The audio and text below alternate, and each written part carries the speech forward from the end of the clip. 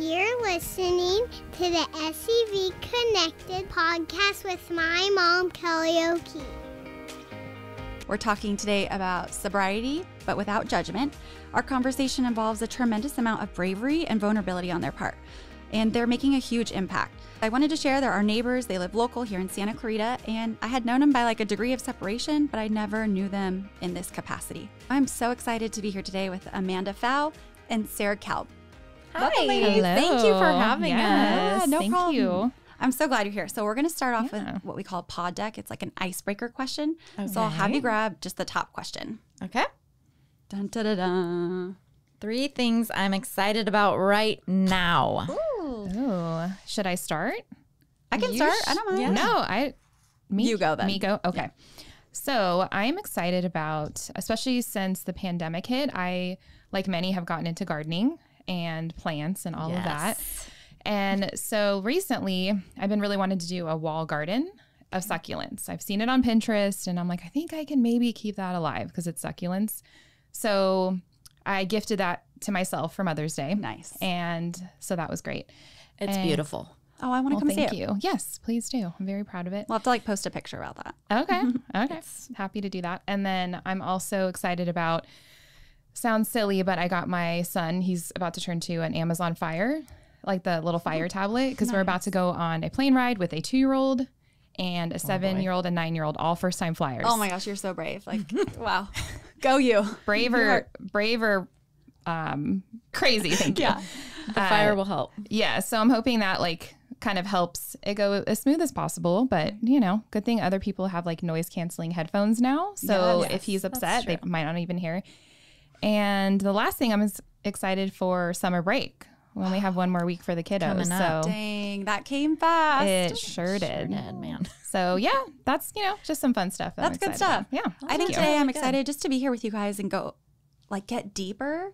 Our relationship, like I said earlier, was a degree of separation, but I had known you as like in passing or in a group setting and life was great. Okay, how you doing? Good, good. Yeah. And just that I crave to really like know people, know their story. Yeah. And I was so taken back when I saw your post on Facebook actually, and you shared. And I was like, not only did I want to cheer you on, but like surprised that you just really never know what's going on. Yeah. Yeah, that's true. Absolutely. Yeah, so true. And then I'm excited about my new Goodwill find. I found the pencil skirt. fantastic. So Cute. I'm excited about that. And then this book, guys. Yeah, man. I was not drinking the Kool-Aid. Like before the interview, I was like, okay, I'm gonna do this research. I don't know if I'm on that level. Like I'm in the camp of not drinking. That's kind of like, why would you do that? Like that's kind of weird. And I would put that person in a box, so to speak. Yep. And I learned like this book has something for everyone, no matter what side of the coin you're on. And that totally took me by surprise. I feel so empowered. And I'm just so excited. I feel like I want to shout this from like the rooftops that everyone needs this book. So That's what we've took been me trying to away. do. Okay. Yeah. Your 3 things. 3 things I'm excited about today. I'm excited to be here, guys, Yes. on a podcast. I was wondering, are you guys Really feeling vulnerable exciting. or feeling like, oh no, I am I going to feel regret this? good. I feel Good. confident. I'm so excited, you know, number 1, to be on a podcast. Number 2, to just share this information. Like, you really don't know what people are going through. I feel like alcohol is so normalized these days and everybody drinks to where like it's an addictive substance. Of course you're going to get addicted and there's no shame. So I'm excited to like shout it from the rooftops, like you said. And I'm just excited to give people hope. I just want you to know that you can live a really good, fulfilling, happy, exciting life without alcohol. Yeah, no, that's a great segue. Okay, so this book, The Naked Mind, Control Alcohol, Find Freedom, Discover Happiness, Change Your Life with Annie Grace. And she has not just the book, but a whole podcast. I think she's up to like 300 plus episodes. She has the Instagram platform. She's created these challenges. She has resources. Like she is doing the thing. So was it when did you decide to pick up the book? What brought you to that point? We can start with whoever wants to go. Yeah, I could start off. Let's see. So this was interesting because I actually first listened to it on Audible. Okay. A podcast that I listened to, it wasn't even a sobriety podcast. It was one of my favorite murder podcasts. One of the girls was like, yeah, I picked up this book. You know, the beginning of their show, they always give recommendations. And I could tell looking back that I was really looking, like it found me, but I needed it in that moment because I had been questioning it for years. And this was probably a year before I even started like considering sobriety. So this was a while back.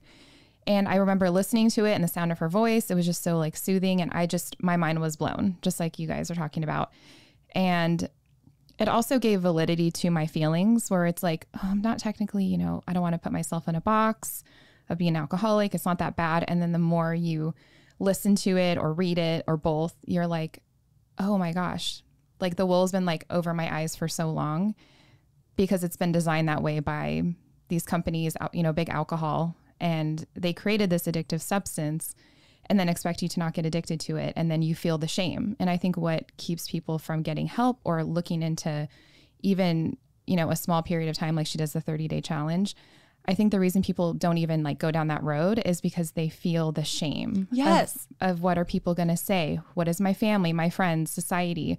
And so I think that keeps people in a box for too long.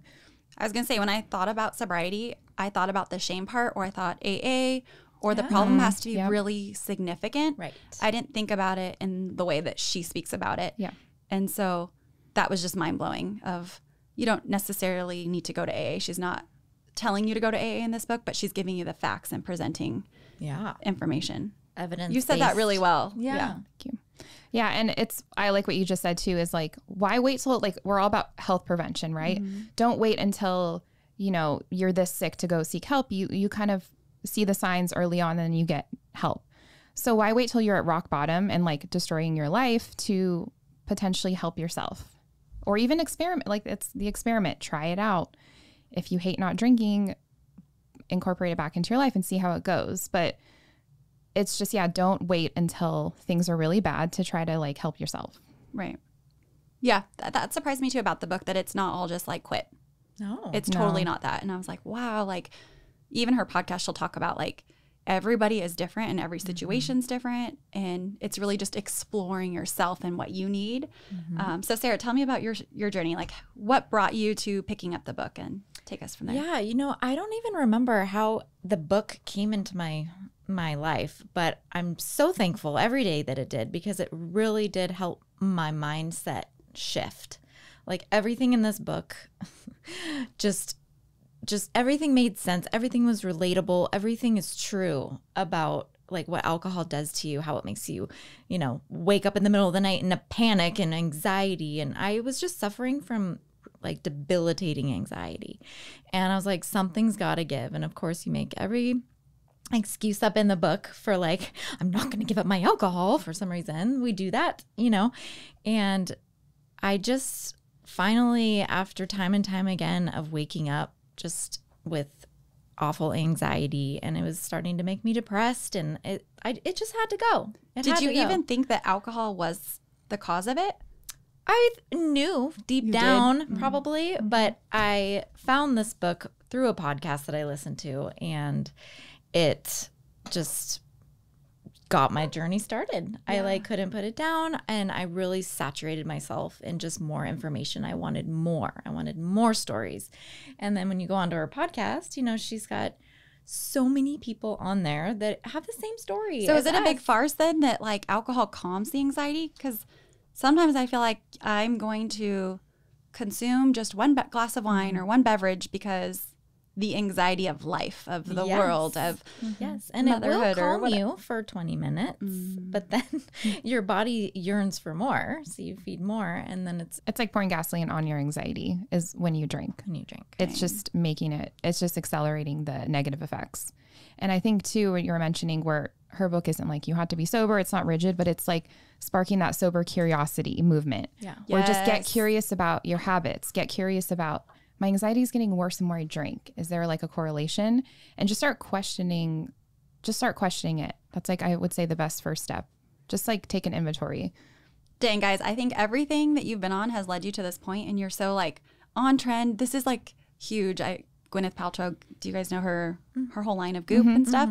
Yeah, they just did a sobercurious-movement article. Yes, and I'm like, I read that. Oh my gosh, we're going to podcast so about good. this. And it's just so interesting how people are starting to question it. I don't know if it's coming out of COVID. Everybody's into the health diets and the gluten-free and the COVID too, you were mentioning. COVID, you know, everybody's at home stuck. You know, it was fun for a while to start drinking. You know, your kids are home, nowhere to drive. But, you know, 2 years later, a lot of people are kind of in a rut. Do you feel like I mean, your wife, your mom, you guys are sober enthusiasts now, and you're a nurse, and Amanda, you a photographer. Like, you guys have done other jobs, if you will, but do you feel like this is a calling placed upon you? Like, maybe you were meant to now be part of this journey too? Yeah. Because I look at your Instagram page and you guys are so motivational and encouraging, and you could just feel that level of like depth and life that you're experiencing that. Yeah. Yeah. And we want to share it. You know, that's why we created that page, is to just like show our raw and real journeys here. And Do you ever get like better. a vulnerability hangover though? Like if you post something or share something? Yes. I wouldn't say like a hangover, but I do, like, it's public, you know, and there is a lot of judginess out there. But I feel like the people that are on our page are truly like looking for answers or hope or inspiration. For sure. So Yeah, just like we were like right. hungry for like-minded people, because I wasn't seeing them in front of my face, you know, just because I was myself so consumed with drinking, and it's just common everywhere. So you kind of have to seek it out, you know, through the proper ways. Like Instagram, you just hashtag sober curious or sober moms, and then you'll find this whole world. Yeah, and that is a cool part of social media. It connects you to people all over that, you know, you might not encounter every day, or maybe you do encounter, but like you said, we're not having those deep conversations with people all the time because we're busy. We have our kids with us. We're just going from here to there. So you kind of do have to seek out that connection. Yeah. And it becomes sort of that icebreaker. Like you just lean into it and grab for it in a social setting, no matter if it's you're at a play date or you're at a barbecue or whatever. Maybe it's like a corporate event or a happy hour or a mommy hangout. Like, but it's that icebreaker. So I'm going to refer back to page 93, and it just talks a lot about, well, I'll just read it. It's not a lot of fun to be shy, but it's normal. Everyone feels it. The book also discusses what a gift it is to listen, a gift to the people we are listening to and to ourselves. You won't learn anything new by talking. When our talkative nature stems from drinking, it's never thoughtful nor eloquent. I just wanted to throw that in because it is that like icebreaker of like shy and uncomfortable. But when we're young, we're not. We'll go out and play at recess. We play with friends. Right. And so it is interesting how we go throughout life and we sort of get anxiety and we get shy and nervous or. Yeah. Socially, though, it's almost like it's, you know, for me, I started drinking in junior high. I was really 13. And it's almost like it's almost like you turn a certain age and it's like handed to you. And you tell me about don't even that. question 13. it. Yeah. You know, kind of touching on the mental health thing, a big reason that I also quit was I take certain medication for my mental health, and it's, for me personally, it's like life-changing, life-saving, and I know I need it potentially long-term, forever, I don't know, but it's working for me right now. Okay. And I started, you know, I went on it, and I noticed when I started drinking with it, which you're not supposed to do with any of them, but especially with the ones I was on and the ones, like multiple ones I was on, and I noticed every time I would drink, even if I had a couple, I would black out. What? And that was really scary at, you know, when I like finished my drinking career and hung up my hat, and I realized like my body was basically screaming at me, like, I'm doing this for you. I'm getting you out of whatever you're doing to me with the alcohol. But it almost felt like it was going to run its course, where it's like, you can't keep like blacking out every time you drink. There's something going wrong in your body, and you just have to listen to it. And so I think I hit that point for myself, trying to do the whole moderation thing. So going back to that with the mental health is I had anxiety probably kicked in when I was like 12, 13. Wow. So it really kicked in for me because I remember being in elementary school, you know, having my group of friends, doing well in school and being happy. And then I feel like this dark cloud like descended over me when junior high started. I know a lot of kids feel that way, but I also have a huge family history of mental illness and alcoholism, drug addiction. So it was almost like it was waiting for me. Yeah. It was like waiting for me, and I grabbed it, and I didn't really let it go until, you know, last year. So it was like 20 plus years of using it. Dang. Using alcohol. Do you think like there's any amount of knowledge that could have changed that, or like maybe the stuff that's in this book or the stuff you've learned over your sobriety, like if you had those tools when you were 13, maybe things would look different? Because there are a lot of kids right now facing anxiety. Oh, yeah. Yeah. Yeah, I think, I mean, there's so much more awareness now about mental health. Like back then, oh my gosh, I sound old, but I'm a millennial. Oh, yeah. No one even knew, like I had to research like I was just craving like to find out what was wrong with me. And there was no literature. There was like not even internet really. And so I just felt so shameful about what was wrong with me, who, you know, had no name for it. So I drank more and more and more. And I think this information would have helped, but I also feel like as human beings, we're just kind of dense, where we'll do the same thing a million times until something clicks. And that information could have really helped. I think awareness of mental health would have probably helped the most, because it could have stopped me from going down the path of using alcohol the way I did, you know? So, and it came in a time in my life where I was ready to receive it. Like you can have the best information, but if you're not ready to receive it, it's not. That's the whole. Yeah, that's okay. So can we transition into how do you balance not trying to preach sobriety, but also not trying to like, you don't want to lie and say like, oh, I'm just deciding not to drink today, or I am on a health kick. You know, like how do you come clean and be honest with friends or family? Yeah, you know, in the beginning, it's hard. It's hard because everyone's like, why are you pregnant? And like, what did you do? Did you get a DUI? You know, like awful responses like now. But I was one of those that did it. So it's like, I can't.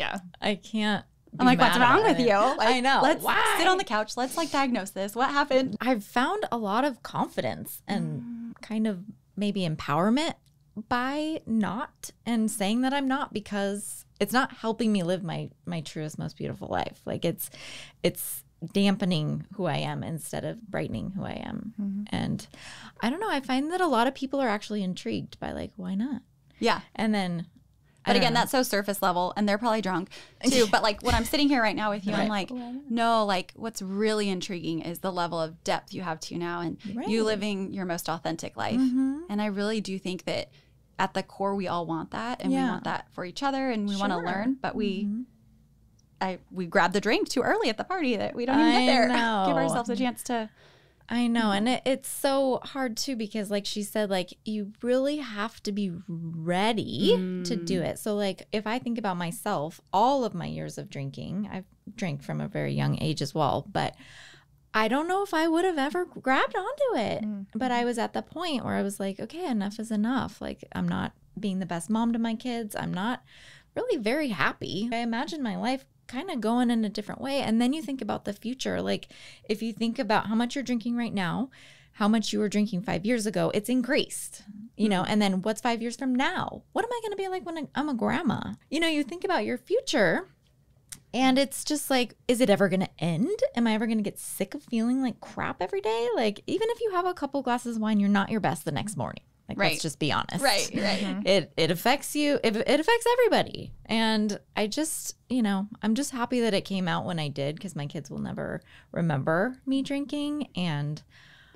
I'm just glad about that. Yeah. So does that make you more compassionate? Like your journey makes you compassionate towards not preaching it and pushing it onto other people? Yeah, it's so much so. And I just, like, again, just want to give people hope. Like, I don't, you know, I wouldn't be the stereotypical person that struggles, you know, like you think about the man on the street with the bottle in the bag. Like it's not like that now. It's mommies with tumblers full of vodka soda. Like we're everywhere. And everywhere. And it's normalized, you know, all of my friends drink, and, you know, some people, you know, are able to cut it off at a couple, but me, I don't want a couple. I want more than a couple. Right. So I might as well just not have any. And it's so much better. The mental space that I have now for other things is so much better. I'm not like, am I drinking too much? Am I drinking too little? But I want more. But, you know, and then can I drive? And then, you know, what did I do last night? And then just the freaking cycle of the hamster wheel is just, I'm just free. I'm free now. Right. And it feels so good. And you are a testimony to this, because the whole book will make you feel more confident about that decision to not drink, and empowered. And for you to say that, I'm like, dang, like, how long has it been? It's been over a year. Yeah, it's been, I don't even count anymore. It's so fun. It's like 1 year and 3 months. Okay. Yeah. Wow. Yeah. Are you ever worried about, I have so many questions. Okay. So are you ever worried about like, you're putting it out there and like slipping back? I don't. Because right now when I look at alcohol, I don't feel like I'm missing out on anything. Okay. And that's the mindset thing. I don't feel like I'm missing out on anything. I look at it for what it truly is. It's going to make me tired. It's going to make me sad. It's a neurotoxic poison right there, you know, splashed with some cranberry. Okay. That's a little dramatic, but it doesn't appeal to me anymore. Okay. And I know that one sip will probably drag me down the hole again. So I just know that I'm not. And Okay. I'm better for it. Yeah. You know? Yeah. Just take the question off the table. That's what Yeah. Well, one it's of like, our other girls say. yeah, it's like playing a losing game, like the whole like, okay, I'm going to have a glass of water in between. It's like you create this game for yourself that you try to win, but you're never going to win because it has, like you said, you take a drink, the drink takes you. That's just the way that it was created. So you can't really fight that truth. Like it's evident, but I would say for me, like I look at it and I still have, it's weird to think, but I still host stuff and provide alcohol. I threw a big 40th for my husband with alcohol, and Really? I'm at the point now, and I'm not saying I would have been at the beginning, but I'm at the point now where it almost looks like a foreign object. Like I don't even look at it anymore. It's just Really? it's just Dang. it's just like not for me. Okay. So I don't look at it and go, oh, I wish or I want, or maybe there's been a At few first, times. did you guys have that though? Like day one, day, a week, a month in? Sure. Like, Yeah, definitely. Okay. Sure. Definitely. Oh yeah. And don't think it's all like, it's like, we did you decided hide like in- for a whole month, like until you got to that point where you're confident? Like, did you have to change your friend group? Did you have to stay inside more and not like go out? probably say no to stuff more, but I would say the first of anything is hard. So like the first girls' night, especially like I was a big drinker. I loved wine. Like it was just part of me. So had to shed that part of me. And then to also keep my friend group, it's not as hard. And it's most of the time I like, again, don't even look at it. But there's certain like events or things where I'm like, it is awkward for me. And I just, again, with like the whole self-care and limits, just knowing when is my time to leave. And when I had a great time, and I would say like my favorite part of hanging out at stuff is like the first few hours, because you still get the best of everybody before they're like, bye-bye. Yeah. And that's just not even it's just learning a new way to live and still exist and still keep the friendships. And there's quite a few things too. It's like, okay, maybe not as many girls' nights, but like going on walks or like finding other bonding things, like going for coffee during the day, stuff that I can still do with them, but it doesn't revolve around alcohol. Right. I think for me though, the biggest thing that makes alcohol unappealing is my oldest daughter did notice me drinking. She's 9 and she's very like wise and smart. She picks up on stuff really easily. And it was one day I was hungover and I remember her saying, you know what, Mom, drinking wine doesn't make you very happy. Dang. And her name, I'm not going to say her name though, because I don't want to public. She's that's great. So sweet. Yeah, she's great. So she said what I needed to hear, and I needed to hear it from her, and I was ready to receive it. It was like the perfect moment. perfect moment.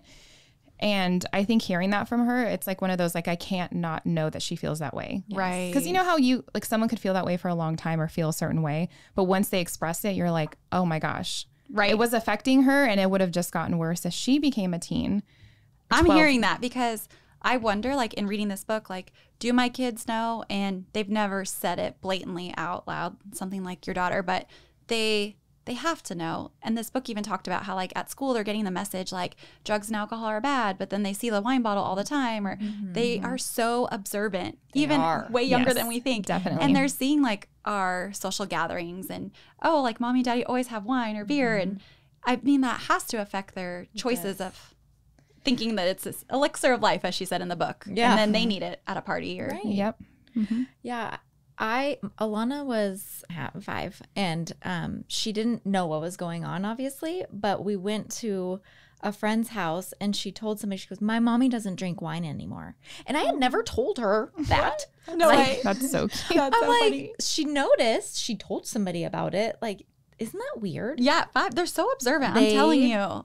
It's crazy. Are so observant. And I love that you were ready to receive that when she did say that to you. I think my history of like anxiety with my family, I'm like, if I'm going to help her through whatever she deals with, I need to be there. I need to be present. I need to be the best average mom that I can be. Yeah. Because we're all trying our best. We fall short. But if I'm going to give myself a chance to really help her and my other kids, I need to at least come to the table not hungover. Yeah. And I think too, like she's also we'll go to events and she's like, my mom doesn't drink anymore. She'll like tell everybody or other kids, oh, my parents drink. And she's like, my mom doesn't. Like, so for her, it's a source of pride, or like she's taking me doing something that's like counter to other people and is taking it as a good thing. And that's what I want her to learn for peer pressure and for her own self-confidence. Like, I don't need to do what everyone else is doing if it's not good for me. Right. No, yeah, you're there watching again. So you're Always setting that watching. example of like, you can do hard things, and even like sharing and talking about it as little as you are in front of her. She's picking up on how well you're doing in that aspect as well. And so, but tell me, were you guys like part of the camp of like, well, drinking makes me a better mom, or like, Yes. Okay. Yes. Because I'm like, wait a second. Sometimes Yes. I will say if I have to concentrate, like say we're at like a driving range, I'll be like, oh, if I had like one glass of something, it'll like loosen me up and I'll be better at concentrating. But That's funny you mentioned golf, because I do notice something like that where I get a little bit of social anxiety. It's like something I'm not great at, but I enjoy. And I feel like, and golf is kind of anxiety because it's quiet and everyone is watching you. Yeah, So it you're is true. So I would notice that having a little bit of alcohol did relax me for that. So that was awkward. And it's something that like I enjoy when I'm there, but it's still awkward leading up to it. So there's still going to be, I mean, life isn't perfect. There's still going to be stuff where you walk into a party, you're going to feel butterflies and you're going to have to just sit there and feel the awkward. okay. That probably to a certain extent will never fully go away. That's just being human though. I appreciate that honesty though, because I'm like, are there tactical tools? Does it ever go away? Like, tell me all the things. Like, you have the butterflies. You'll probably have boredom because like everyone's like thinking this is funny and it's not, or I don't know. And you just kind of get used to sitting in that space, I guess. Is that what you're? You got to sit in the space. Okay. Yeah. Dang. There's like no way. And there's tools like your tumbler, like coming with your own drink. Sarah's like a big tumbler. Tumbler. brain. Yeah, you Yeah, brought your she's a tumbler big- today. It just helps me so much not like be fidgety and like you don't have an option to go like see what's in the bar over there. You have your soda water with your lemon or whatever you want to drink, your iced coffee, and you're good. Yeah, Like, and I that's can your, see like then comfort. no one needs to serve you either. Nobody like, oh, needs what to would you serve like you. out Yeah. of their options? Or, I mean, for the first couple times I went out, I'm going to be honest, I had my tumbler and it was full of water and I said I was my own little cocktail. People don't need to know. If you're not ready yet to tell people, just funny. get your soda water or whatever and say, I'm good. That's a really good tip. You got my own little concoction. You can make it sound fun. I mean, and other tips that we always say is like drive yourself. Always drive because then you have an exit plan. You can like leave. You know, like she said, the first couple hours are usually the good time. And then you could just do your Irish goodbye or Irish exit. Yes. And nobody knows that you've left. Everybody's seen you there. You drive yourself home. But yeah, I find that if I'm somewhere for an extended amount of time and it is getting a little, it does get triggering. Even still, like I'm just not like comfortable anymore. I've been there and I must go. Yeah. And I honor that to Okay. myself. You know, you take so much better care of yourself when you're not drinking to like get through stuff, get through to the end of the day, survive motherhood. It really know? seems like the script was flipped. Like you are feeling so much better that you can't even imagine going back. No. It's so sad that we get into this, like Yes. we think that alcohol makes everything so much better. Yeah. Yeah, we're told but we do because we're told it does. Right. Time, like We're time and time conditioned. again by the media, by social media, all the like mommy wine culture that just jokes about it and like pokes fun at it. And like, I get it, but it kind of just, even before I stopped drinking, I kind of got tired. I'm like, this isn't creative or funny anymore. It's just like they're making the same jokes. And again, coming from a family of like alcoholism, it's not I've seen the other side. I've seen, you know, what alcohol does to kids, to teenagers, to adults that are now going to therapy to deal with childhoods. So I've seen it full circle and it's actually not that funny. Yeah. It's really not. So I think we joke about stuff that we feel uncomfortable about. Oh, for sure. So Yeah. I think that's a defense mechanism for sure. But, you know, it is important to have your tools, like she was saying, and, you know, have two. For me, my mom always taught me like listening. You know, if you feel socially uncomfortable, just find one person who seems like they're upset or seems like they need to talk, or even just you want to make small talk and ask them questions. Yeah. She's like, people love talking about themselves. No, that's so Just, like, true. ask them. Yeah. Going You back know? to that statement in the book about listening, like people really want to be heard and like you're such a better listener.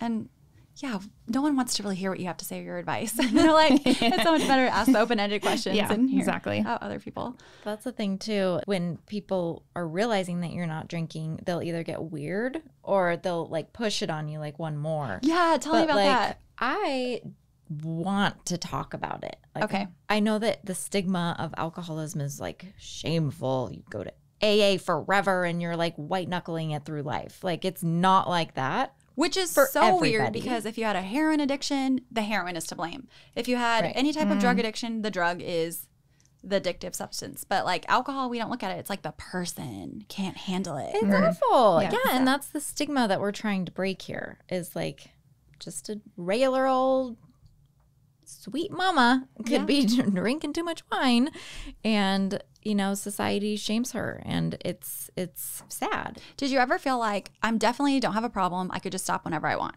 but you never chose to? Yeah, you not never have want it. to stop. That is the funny part. Like The fairy she tales we brought tell that kind ourselves. of up, and I was like, oh yeah, like I could stop whenever I want. I could definitely do this. And then it's like, oh, but why don't you? Why? But do why it. would I want to Do it then.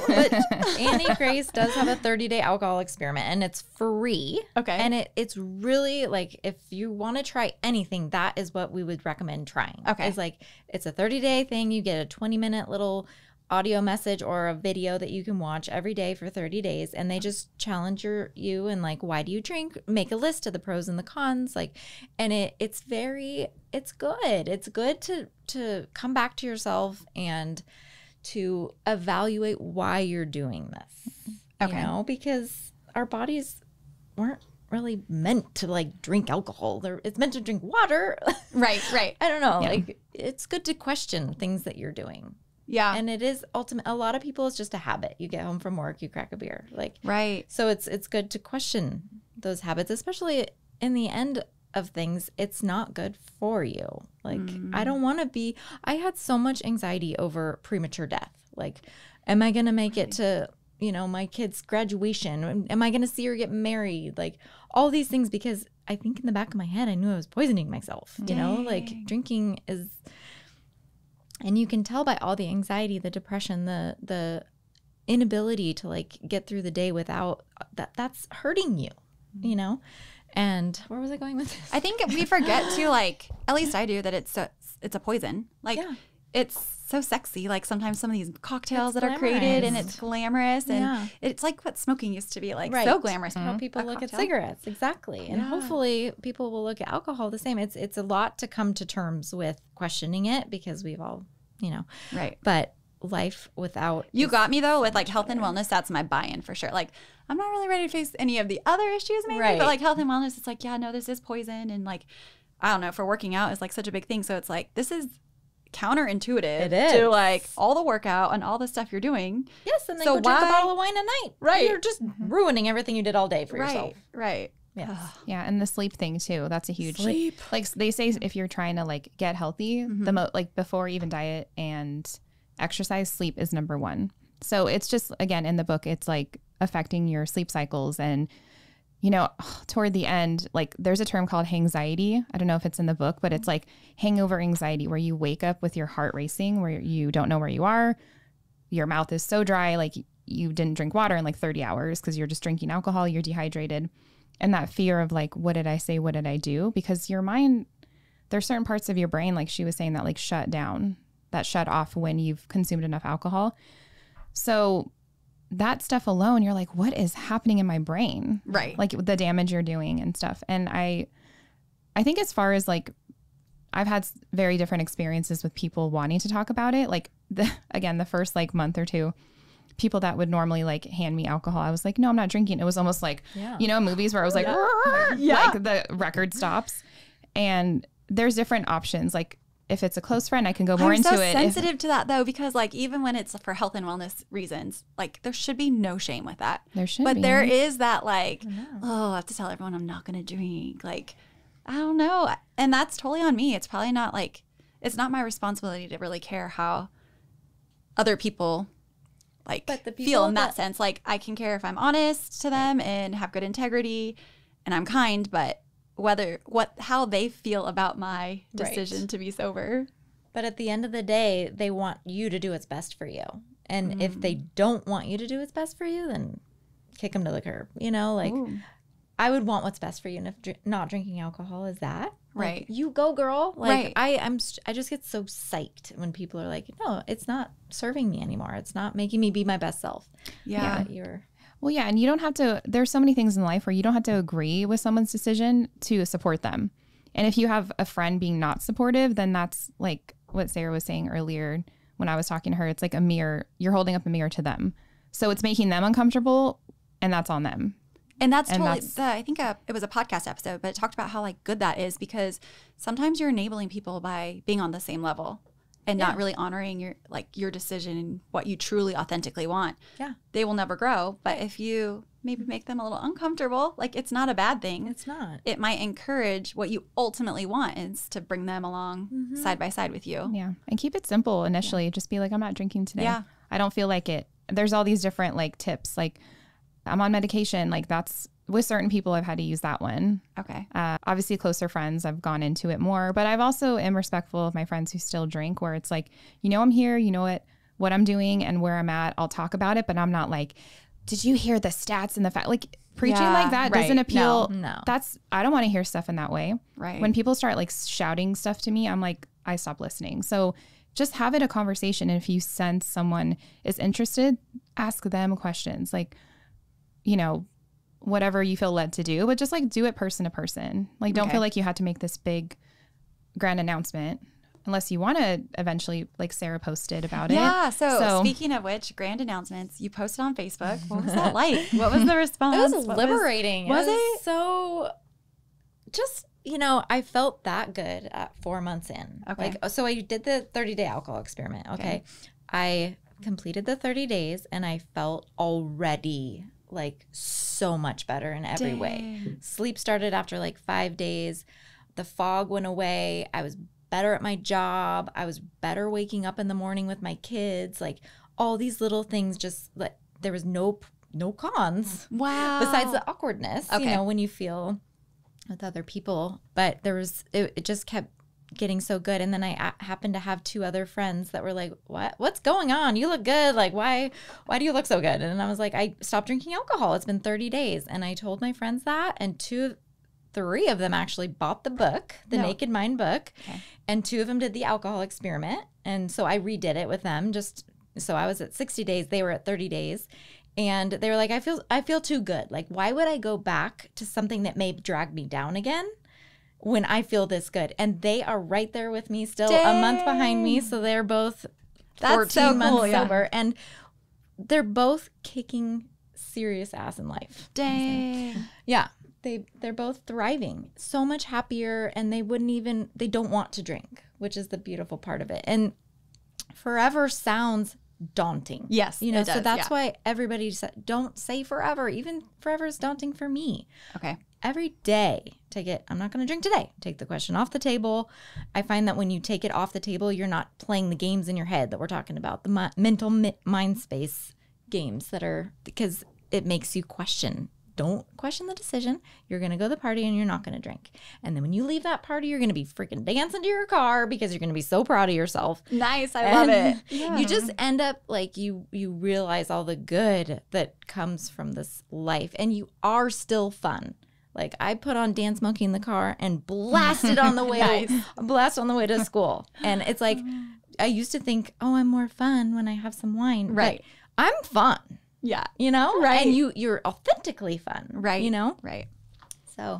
Yeah. No, even like, okay, I mean, I don't know if we want to talk about this, but like even talks about sex in here and stuff too. Like it, most people like start drinking because they think like I'm gonna have better sex and stuff. Right. And it talks about how like it disproves that. And you're just like with facts, but also like arguments and critical thinking that I'm like, I'd never even question all these different situations. She gives you the tools to think about it differently. And I'm like, oh, okay. Well, yeah. And I think we're just trained to run away from vulnerability. Yeah. So sex is very vulnerable, obviously.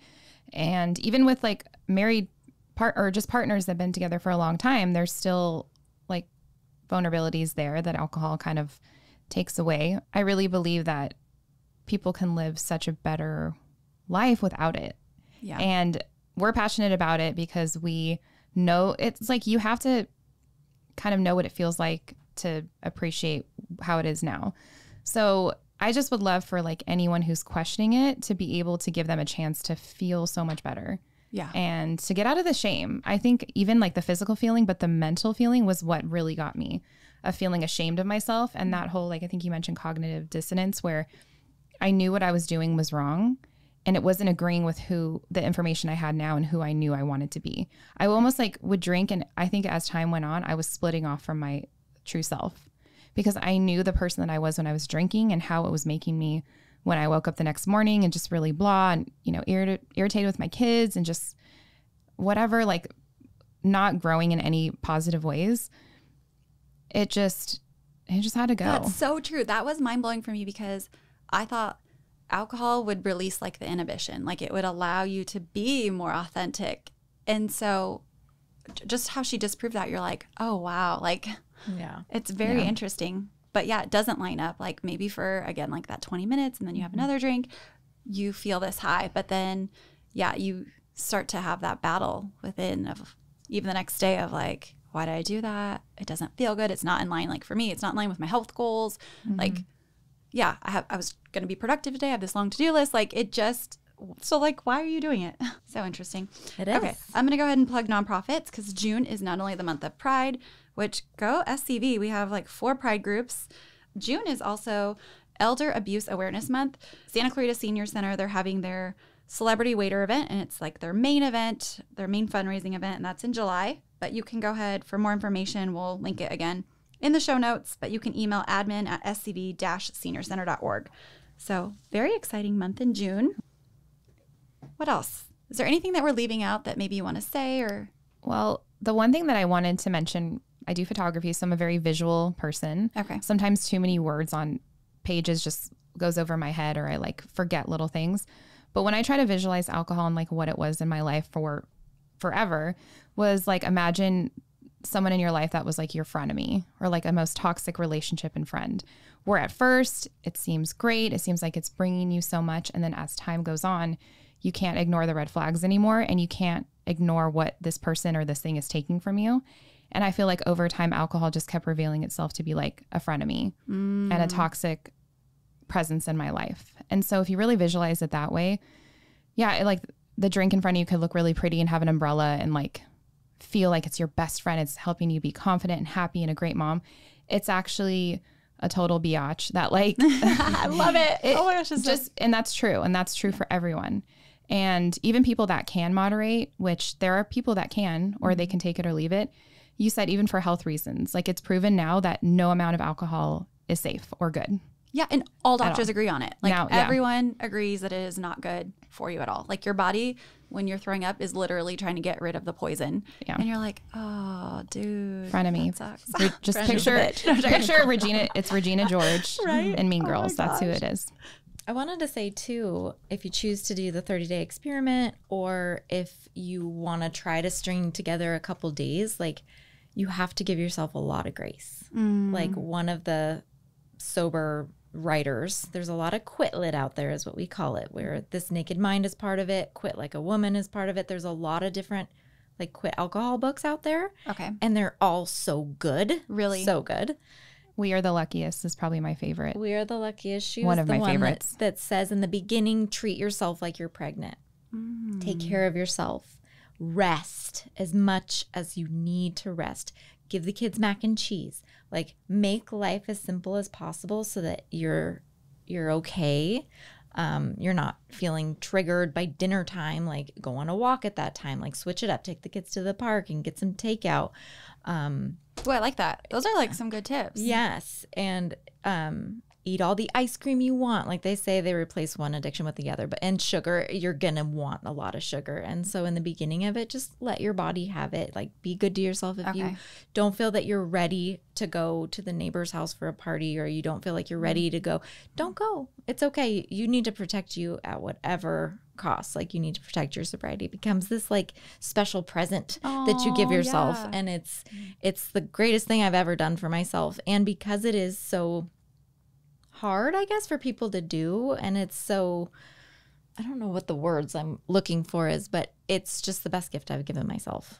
Well, and like treat it like you're pregnant, but like a newborn baby. Yeah. That's how like fragile and delicate early sobriety is. So whatever you need to do to protect yourself, obviously while you're pregnant, if you were to say, oh, I'm not drinking, I'm not doing this, people are like, okay, great, whatever you need. Put your feet up. Yeah. Put your feet up. What can I do for you? So we're not there as a society to support alcohol people going sober yet. Hopefully that will come at one point, but just treat it like it's this precious little gift, this little baby. It's like very vulnerable and delicate. I mean, just by posting and you say like the couple friends that were compelled to just join the journey too, like you're changing the trajectory of lives.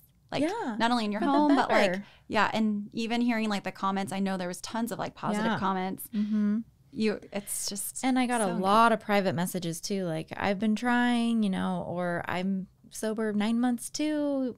You know, it's so much better, right? Right. And then others are like, tell me more about this book. And I love that. And if it, you know, has me out there being all vulnerable and it helps somebody, I'm willing to do it. So that's why. You guys both are definitely helping people. How'd you guys meet? So you guys got hooked up because of like a forum, a friend, what? Can I shout her out? Yeah. One Megan Pratchard. What? Sarah's sister. You mean realtor Megan Pratchard? Yes. Megan Yes. Pratchard is my sister. That is so cool. So she was like the mutual friend between you guys. Like you guys didn't really hang out. And now look at that. We knew each other because, you know, again, so she's SCV Connect. We're all connected. We're all connected. But I was actually at a play date or a birthday party with your sister. And she was about to pour me a glass of wine because that's, you know, what I did. And she goes, do you want one? I said, no. And she's like, are you pregnant? Which is it's valid. Yeah. And I was like, no, I'm just trying not to drink it. And I remember being so nervous, even though she's the sweetest person ever. I was so like, my sobriety was such a little tiny newborn at that point. I was like, and she's like, oh. And I was waiting and she goes, either is Sarah's not drinking anymore. And she's so happy. And she just went to her first wedding. And I was like, and then she probably reached out to her and then Sarah reached out to me. And then we just went from there. That's so cool. That's like the power of one more. Like she just shared that. Yeah. I don't know. I'm so glad she did because I would have seen your post eventually, but I needed her so bad in the beginning. Like it was totally meant to be because I needed a person to walk alongside this. And because it is hard at the beginning, especially. So to have someone that you can have help you along, and especially in a similar place in her journey, she was like a month ahead of me. Yeah. I don't even know where I would be. No, so we have to celebrate Megan just because in the book it did talk about how sobriety, like the antidote to drinking, is community and having that person. And I don't know, like, is it far-fetched for me to say, like, if you guys didn't have each other, like, would Sober Cheetahs exist today? Or, no. Yeah. No. That's so crazy. That's cool, guys. We haven't talked about Sober Cheetah yet. Yeah, you got to go like, subscribe, follow that. And then again, that's like one of the tools though. As you're scrolling through social media and maybe you're triggered by like, oh, all my friends are going out. I decided not to. And that looks so fun. Everyone has a drink. But you are consumed with also content that from Sober Cheetahs that is very just authentic and real and empowering and mission focused with sobriety. Yeah. Sobriety, mental health, motherhood, wellness, like all of that stuff. And you were saying, it was a great example of when I was in those spaces. I went back to because I would just save any post that I saw that was like a great little sentence or a tip or just like something comforting. I would scroll through my phone and like grab onto those. Yeah, there's a lot of social media groups and support groups on Facebook and just hashtag sober inspiration, sober motivation, sober community.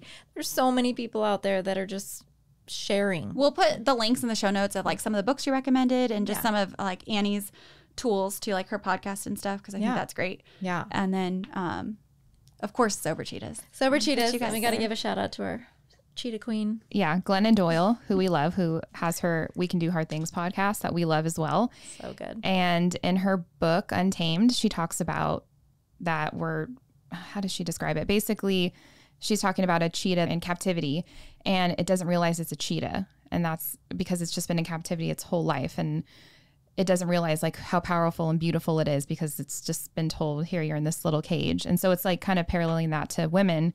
We're just taught to be like good little girls and to just keep ourselves tamed in these cages. But like, and her little tagline is like, you're a goddamn cheetah. Yes. You're not just supposed to live in this box. And so right? Like, and everyone loves, I mean, Cheetah Print's very like on brand right now. And there's tons of cheetah stuff, but we're trying to come up with a name. So Sober Cheetahs. Yeah. Do you feel uncaged? I mean, I feel like sobriety has brought that to you guys. Like, just like, so much more free, so much more confident and truly confident. Nice. Not like, not fake confident where I had to hide behind my drink. And I think it's too easier to... And it could be drink. It could be like anything. It could be like whatever vice it is. If it's like the pill you're taking, the drink you're drinking, it could be the thing you're spending, like whatever you're hiding behind. Yeah. Dang. Yeah. But the thing with alcohol, though, why it's like probably one of the most insidious is it's the most easy to consume, the most pushed upon people, the easiest to buy. And when you drink to a point, you typically really affect those around you with your actions, behavior, more than probably many, like having sugar, like she was saying, sugar is a vice and stuff like that, but like you're not going out and ruining your life. So if you got to swap a temporary thing and then work on that piece by piece, but just alcohol it's kind of the worst. So that's so good. People are going to be walking away thinking, maybe not like, yes, that's for me right away. And some maybe will, hopefully, but definitely people are going to be thinking. Yeah. Get curious. Yeah. So I'm going to turn to page 147 in the book and just end it with, let's take time to get to know each other, break the ice naturally, and make our streets safer. Maybe that can prevent someone from getting behind the wheel and drinking or change their family life at home. Yes. Who knows? Everything will get better without alcohol. Yes, definitely. Well, thank you so much for your vulnerability and just like your enthusiasm for this. And again, being so transparent and open, because I'm sure, I don't know, I was nervous to talk about too. I'm like, okay, what am I sharing? I don't know. Like, what haven't I told my parents? Like, whoa. Thank you for having us. Yes, but thank you so much, Kelly. Curious, you guys. Like, this book, I'm telling you, it definitely opened my eyes. Yeah, so. It's great. Highly recommend. Sweet. Thank you for having us. Yes, thank you so much. No, I want to have you guys back. Okay. Yeah. Like I said, we're like questions from the community and see what people are saying. And Yeah. There's no shame. And information comes out, like, share it with us. Okay. We want to learn. Definitely. Absolutely. Live our best life here in Awesome Town. Yep. Yeah. Okay, that's SCV Connected out. Whoop, whoop, whoop. Whoop. That's a wrap.